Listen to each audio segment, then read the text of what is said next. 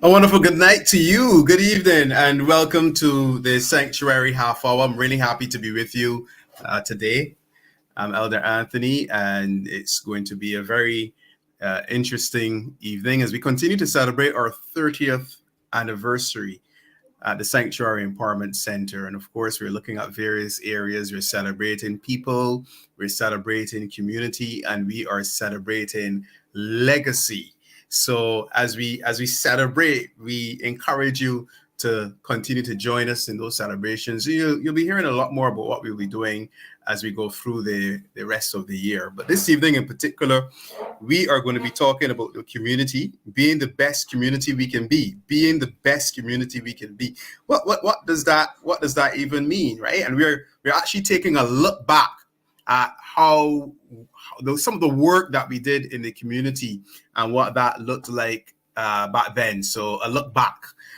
Thanks to the Life Empowerment team at Sanctuary Empowerment Center that has planned this particular evening. So good evening to you. Let me just look at the comments and see who is signing on early. Of course, you can let others know that we have the Sanctuary Half Hour. Share the link, make your comments, and participate as we go on in the evening. Now, I want to welcome two beautiful ladies who are going to be sharing the evening with me, and I'll tell you why they'll be sharing the evening with me. We have two who we refer to as the two Janelles. They're very, very good friends, partners. It'll be interesting to hear how they became so close and working together. But the two Janelles are going to join me right now, and we are going to be having a really good conversation with them tonight. So I welcome, which one we'll have first? Janelle Watkins.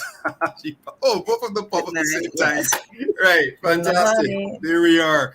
Wonderful, good evening. Shall I call you ma'am for tonight? Please don't.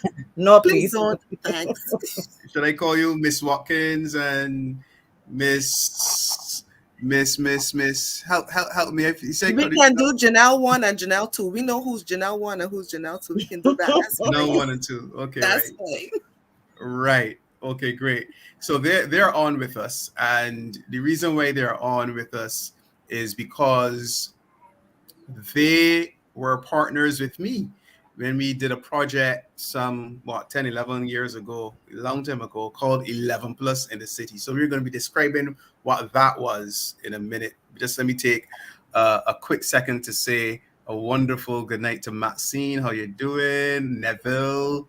Neville says I am on. So great. Great to see you guys on. And for those who are the early birds tonight, welcome, welcome, welcome. So 11 Plus in the City, I look back at that, and that project, as I said, was a little while ago, but it was work done in the community. So we're going to be looking at what we did. Now, let me read something here for you about 11 Plus in the City. All right. It was actually featured in the Nation newspaper, and I'm going to just read the article, and you will be able to see. There it is. It's up here on the screen. Armed for 11 Plus. That's a photograph of 11 years ago, and those are some of the children, not all. Some of the children that participated, and you can see if you look really closely, you see Janelle Knight in there and Janelle Watkins in there as well as two of the persons who helped pioneer this project. And you see Bishop Marlin. Yes, he's in maroon, looking a lot younger back then. His beard was black, all black, and I think I still had hair on my head back then, right? So, and that's Lena Jacob. She's actually next to me there as well. So that was a fantastic time. And here's how the article goes. It says here, now it rained heavily the day we had this service. So the article begins and it says, yesterday's heavy rains were showers of blessings for the Sanctuary Empowerment Center in Country Road, St. Michael, where children were given stationery for the Barbados Secondary School's Common Entrance Examination. The occasion was to mark the closure of the 11 Plus in the City project, in which 24 children from the surrounding city districts mainly from Wesley Hall and St. Mary's primary schools, benefited from complimentary lessons hosted by the church in the last 2 months. The article goes on to say that Pastor Dr. Moreland husband said, though it was a pilot project, the church had already seen the positive impact of the contribution to the families in the community, and it must now continue to be implemented as an initiative. Husbands thanked parents for releasing their children in our care for the duration of the project and presented them with food hampers. The service ended with prayers for the children who will face the 11 plus, the common entrance exam tomorrow. Project manager Anthony Greene thanked the sponsors, Capita Financial Services, Barbados Public Workers Cooperative Credit Union, Wabisco, the Nation Publishing Company, the Primary School Yearbook, Shafet, and Pine Hill Dairy. And all these companies still exist right now. And they poured in to this project back then. So 11 plus in the city it was. I remember this very, very clearly as the person who led it. I was doing my master's in project management and evaluation back then. And, I was tasked with doing a project as one of the requirements for that particular course. And one of the things I chose to do was a community project with the church. And that's why it was described as a pilot project. I felt very passionately and still do about children, primary school children, and how they transition into secondary school. That was a burden for me, if you want to call it that. But I specifically had a concern about those children who were at a disadvantage. And so I thought, let's look for those children who are sitting the 11 plus, who are not performing, and let's look at those children who are not attending lessons, who don't have the privilege or the means of, or whose parents are unable to send them to lessons to prepare for the 11 plus for whatever reason. Let's do that. Let's bring them together. And let's give them lessons. That's how as we look back, that's how I remember us coming up with this community initiative back then. I approached Janelle Watkins about this, and she was a ball of energy. She was so excited about it. It's 11 years ago, Janelle, but I still hope you can recall how you felt. And Janelle Knight, she was a wonderful support as well. So I remember that Janelle Watkins, you were the person, basically the lead on it. And I remember that Janelle actually, she taught math, right? She's the math whiz, so she taught the math. And Janelle also was did a bit of teaching as well. And we had one other person as well. I remember we had another. Yes, yeah. Cherry Ann Pilgrim, yeah. Yes, right. So Janelle, tell me a little bit. Do you remember? And it's okay if you don't. This is 11 years ago. Do you remember when I approached you about this project? Do you remember the proposals? The lesson plans? All the hard work that went in. Tell us a little bit about how you felt back then and what you recall. I definitely remember when you approached me about the project. I remember vividly when you came to me and you spoke to me about it. You were very keen. You said to me, "Okay, I'm going to leave all the teaching to you, leave all of that bit to you." So I was basically free to engage as I wanted to. So obviously I was able to go to my go-to people who I know are strong in their particular areas. So I would have recruited Janelle, who's here with me tonight, and another colleague, Cherry Ann Pilgrim, to help with the execution of the various lessons. What I remember as particularly striking was the energy that the children would have come to the program with. They were very keen, even if they were not the most academically inclined students. They were very, very keen, and it was easy to feed off of their energy and build lessons to suit their needs and so on, to get them where they needed to be in preparation for the 11 plus. So overall, I felt quite pleased that's putting it mildly, to be part of a project. But I was very, very, very thrilled, really, to see the children progress from stage to stage, from week to week, and really pick up and make gains in various areas that maybe they would not have been able to if we didn't have such a project running. So I really remember it being an excellent experience. Janelle, the other Janelle, Yeah. what do you recall? Janelle Wow. did. By the way, Janelle did very well. For turning back the clock to those 11 years. What Janelle, very good, very good. She You did well. did. She Thank did. you. She did. Um, my recollection really. Oh, before I go any further, please. That's my disclaimer. I don't know if you can see on the screen. My daughter, That's she's fine. yeah, That's fine. she's up. I don't know why, but in case you hear the noise, um, but but for me, I think one of the things that I remember most, as Janelle would have said, is the excitement of those children when they first came in. Because I'm trying to picture in my mind, what would have happened all those years ago. And I do remember them coming in each Saturday very excited, to be able to accomplish something. And for them, being chosen to be there was an actual accomplishment. And one of the other things that I remember is having to really think about how to tailor my teaching, because prior to that, I had never really taught um, remedial students at that level. And I had to come up with creative ways to engage them in mathematics. And for me, I remember being excited about doing that and then watching them go through the lessons. And, when they get something, they get so excited about it. That for me is what is coming out, like, from memory. Some of the faces when I saw the picture started to come back. So I started to remember like little bits and pieces of interactions with them. But it's the excitement that those children had in those few weeks that we were together. And you would see them coming in and literally running through the door because they want to know what's going on today. And for I think that, in any child's life, being excited about something, being excited to be able to accomplish something is an achievement in itself. And that for me was one of my most jarring memories.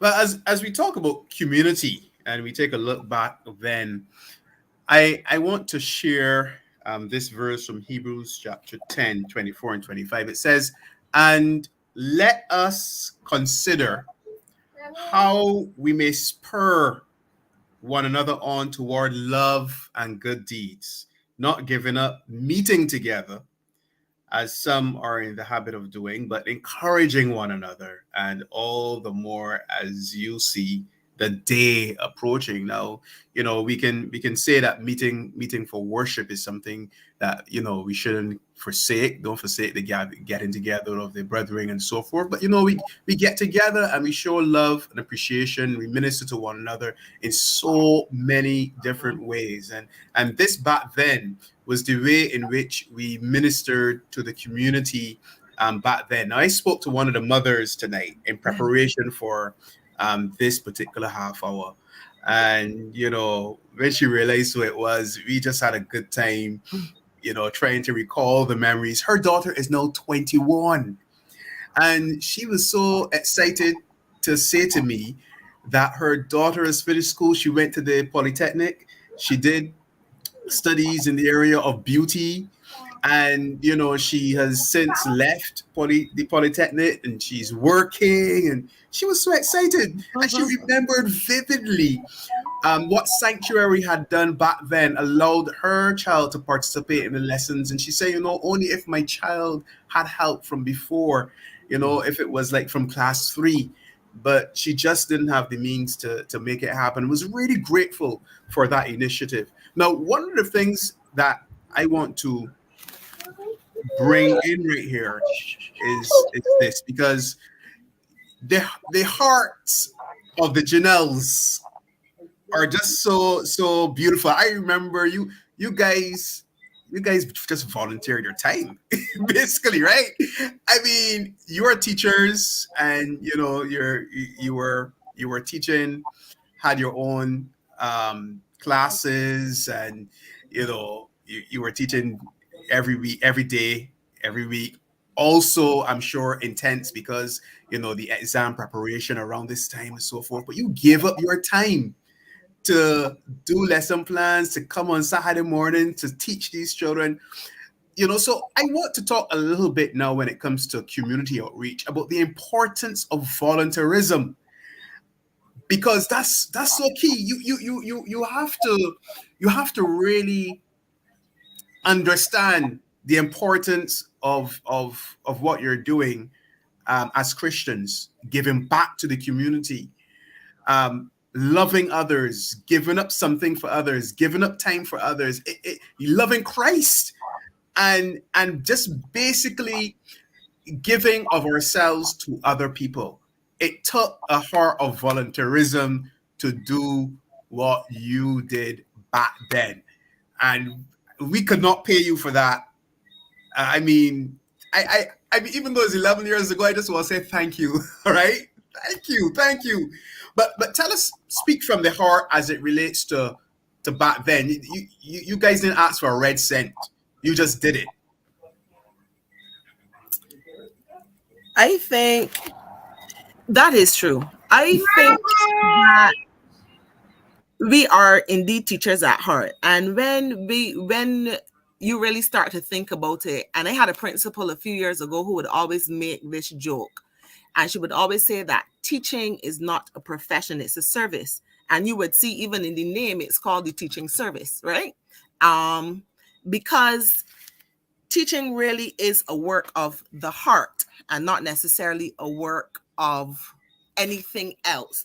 So often money does not come into money doesn't come into play and so on. It really is the joy in seeing the students progress and how they really start to blossom under good instruction. So it wasn't really even like a thought, like, what will we get out of it?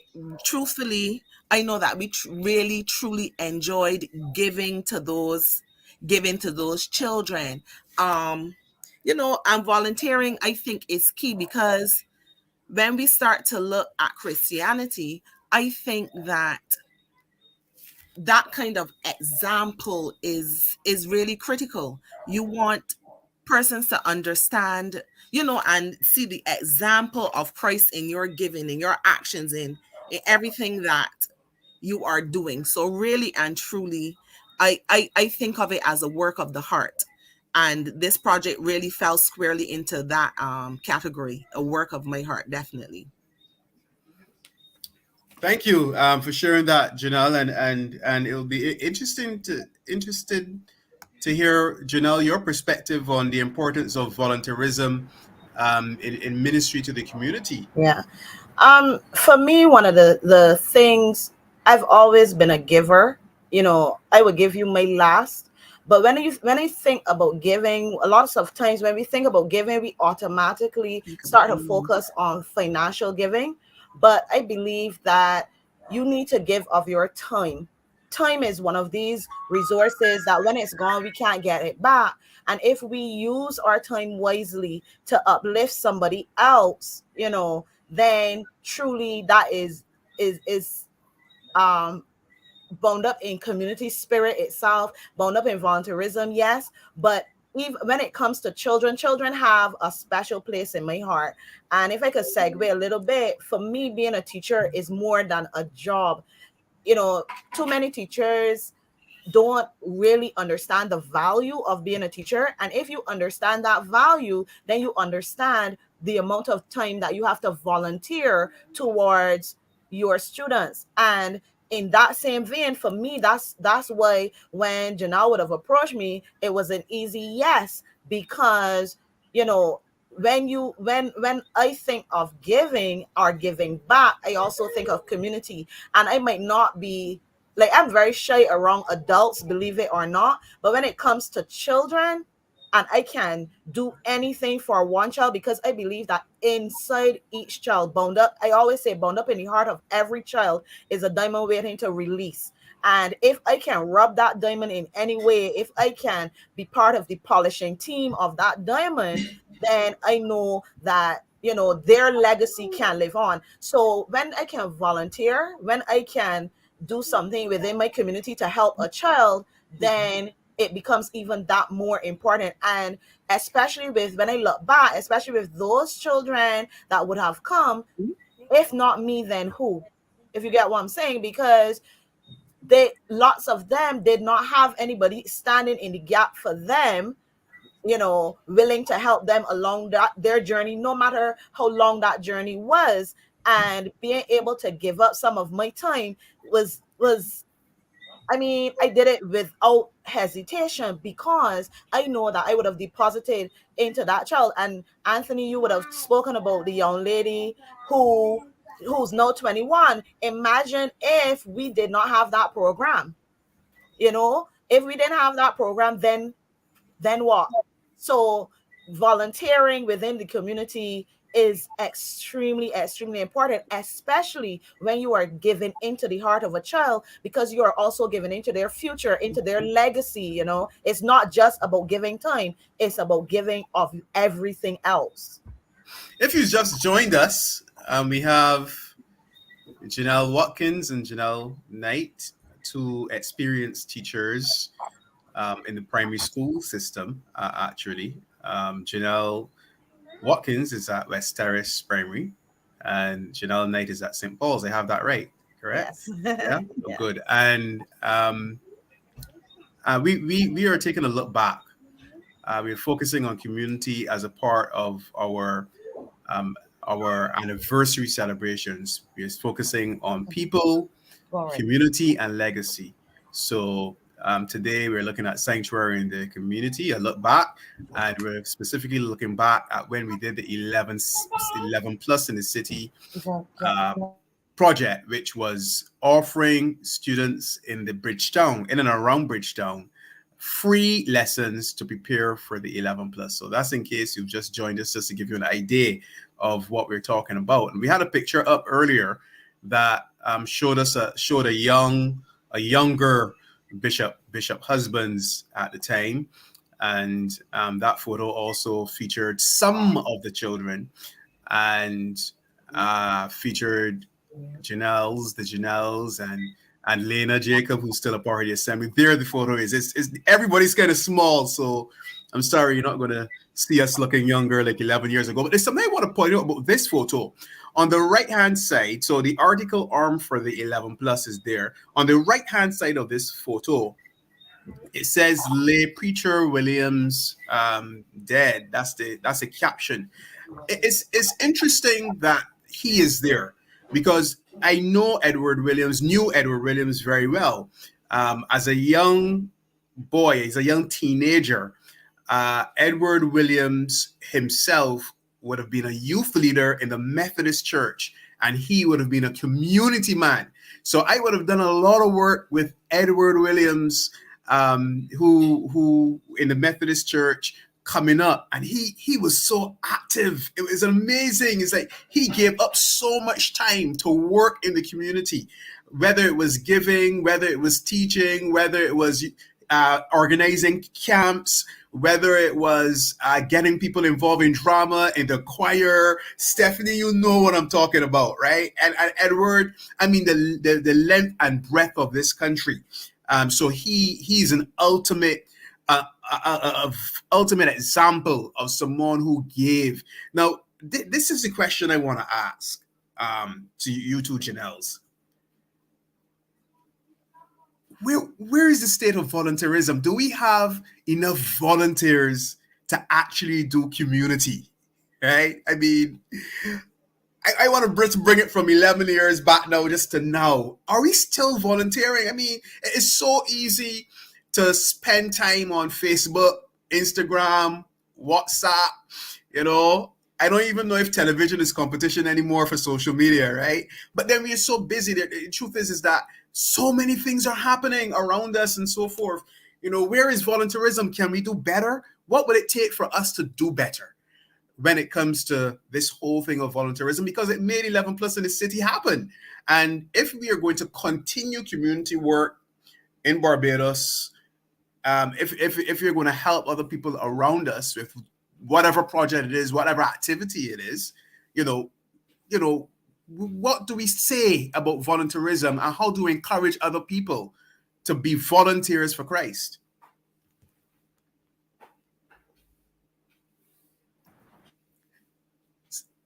I think you're muted, Janelle. Oh, I am. Yeah. Yeah. Okay. I think if I can answer, what's coming to my mind is that it requires a change in mindset. We are in a world where everything is fast paced and busy, and everybody is, well, not everybody, but the general consensus is all about, what can I do for me, as opposed to how can I help others. And I'm realizing through different avenues, different things that I'm doing, that, if we put others first, then we take care of ourselves, if that makes sense. But many people don't think that way. And that's why, to me, volunteerism currently is pretty much like pulling teeth sometimes with some people. But it requires a change in your True. thinking, in your mindset. You have to think others before self. So that's how I see it. Any thoughts on that, Janelle? I was just going to say, I don't think, let me say, I don't think volunteerism necessarily is dead, but I think obviously because of what we call this novel coronavirus, I think it has been scaled down. And COVID almost kind of forced us to be more inward looking. And I think we need to push past that now and start looking outward, even if it is on a one-on-one basis, until we can scale up our volunteerism again. Because again, it is something that comes from the heart. So we often say each one reach one and each one teach one. So if we can, each one starting from one, and teach one, and have that ripple effect, one teaching another, in that way our volunteerism can grow again. I don't think that it has, I don't think it has been given the kind of scope that it would have been in the past. So I think we can get back to where we were, because it is important. It is something that helps others, and in turn it would help us to validate ourselves as well. So I think if each one reaches one and teaches one, we can get back there for sure. Yeah, this is the first time I heard the each one teach one. I've heard each one reach one, but I didn't never heard the each one teach one. But coming from teachers, I'm glad you taught me that one tonight. So each one teach one, right? Yeah, I like that. Yeah, no, I'm glad we hit that spot, and I think both of you, what you said about volunteerism adds value to what we can receive tonight, and we ought to really give it to some very good thoughts, because the truth is these children received assistance, and the assistance they received helped them, it helped their parents. I mean, what a wonderful message we must have been sending to those families, all because there was volunteerism going on. Now, yes, we might be in a community now, or society, or times where we tend to look out for ourselves.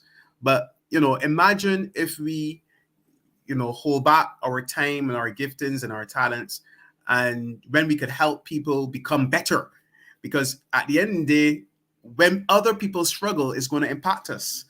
When young boys struggle, and they don't grow up to really maximize their potential, and if the criminal element gets hold of them, then we're not really making ourselves better, even though we're chasing after ourselves, right? We're just, allowing that criminal element to get at us. So the more we can help young boys recognize who they are in Christ, and and be able to make sure that they themselves get some kind of teaching and good values and so forth, it helps everybody around.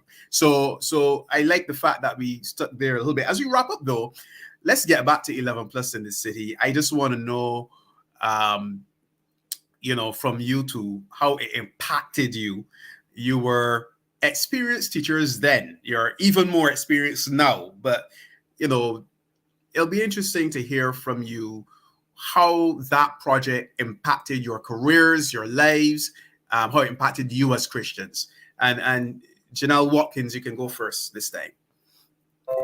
Sure. On a professional level, I can say this: the kind of creativity that we were forced to use has helped me and has served me in good stead going forward. Prior to the project, I would have, yes, taught class 4, and yes, I would have prepared students for the 11 plus, but I had never prepared remedial students. So the kinds of lessons that we had to develop up to today, actually, I use those lessons. There's one lesson that always sticks out in my mind, the one with action beginnings, which helped our children to write. And up to now, this is 11 years later, I still use that template when I'm introducing certain types of writing to my children. So on a professional level, I have borrowed and actually implemented from that program into my actual professional teaching career.